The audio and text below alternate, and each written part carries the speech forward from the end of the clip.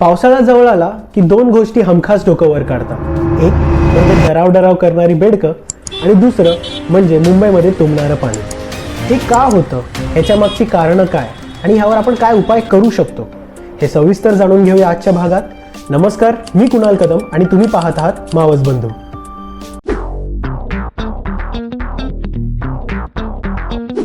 तर सर्वप्रथम जाणून घेऊया आपल्या मुंबईचा इतिहास. हे तर सर्वांनाच माहिती आहे की मुंबई हे आधी 7 बेटं होती. माझगाव, परेल, वर्ली, माहीम, कोलाबा, लिटिल कोलाबा आणि बॉम्बे ही त्या 7 बेटांची नावं. या 7 बेटांवरती आधी सातवाहन, राष्ट्रकूटा, वाकाटक, चालुक्य, मौर्य यांचं राज्य होतं. हळूहळू परकीय आक्रमणं झाले आणि ही 7 बेटं पोर्तुगीजांच्या ताब्यात गेली. 1662 मध्ये चार्ल्स द्वितीय यांनी कॅथरीन ब्रिगॅन्झ ऑफ पोर्तुगल हिच्याशी लग्न केलं. तेव्हा पोर्तुगीजांनी ही बेटं चार्ल्सला हुंडा म्हणून दिले. पुढे जाऊन चार्ल्सनी हीच बेटं ईस्ट इंडिया कंपनीला 10 पाऊंड प्रतिवर्ष असे भाडेतत्वावरती दिले. त्या काळचे गव्हर्नर विल्यम हॉर्नबी यांनी मुंबईचं रिक्लेमेशनचं काम सुरू केलं. रिक्लेमेशनचं काम 1838 ते 1845 या काळामध्ये पूर्ण झालं.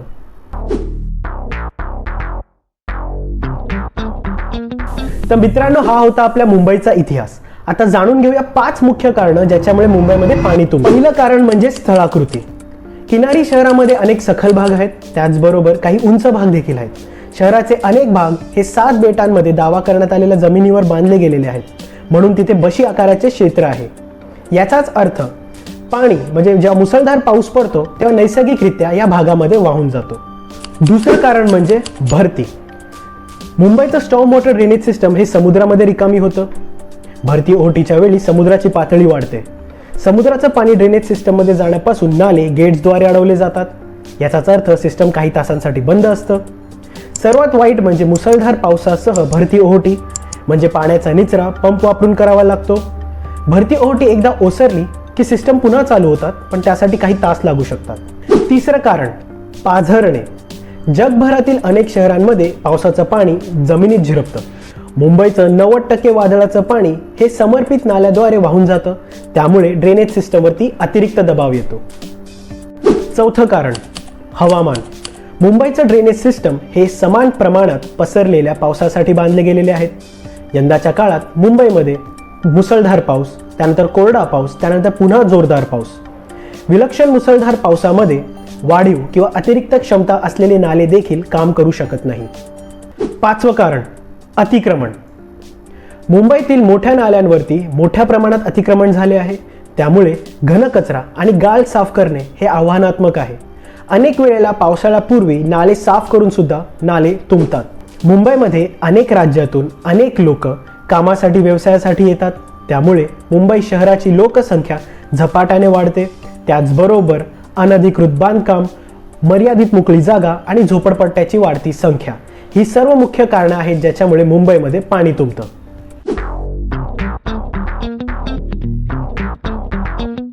आता जाणून घेऊया ह्यावर आपण उपाय काय करू शकतो. नैसर्गिक अधिवास पुनर्संचयित करणे आणि अतिविस्तार बांधकाम टाळणे हे मदत करू शकतं. पूर टाळण्यासाठी आणि पर्यावरणाचे रक्षण करण्यासाठी ट्रीटमेंट प्लांटसह स्वतंत्र ड्रेनेज सिस्टम आणि सीवेज सिस्टमची रचना करणे महत्त्वपूर्ण आहे. कचऱ्याची विघटन करणारी यंत्रणा, grey water recycling, rain water हार्वेस्टिंगसह स्मार्टपणे डिझाईन केले गेलेले अपार्टमेंट्स, त्याचबरोबर पाण्याची उत्तम व्यवस्थापना हे योगदान देऊ शकतं. नाले आणि स्टॉर्म वॉटर वाहिन्या स्वच्छ ठेवण्यासाठी नागरिक सक्रियपणे सहभागी होऊ शकतात. नाल्यांमध्ये कचरा टाकणे टाळा आणि पाणी साचल्याची माहिती तातडीने BMCला द्या. तुम्हाला ही माहिती आवडली असेल तर व्हिडिओला लाईक करा. तुम्हाला हा व्हिडिओ माहितीपूर्ण वाटला असेल तर तो तुमच्या मित्रांबरोबर आणि कुटुंबाबरोबर शेअर करा.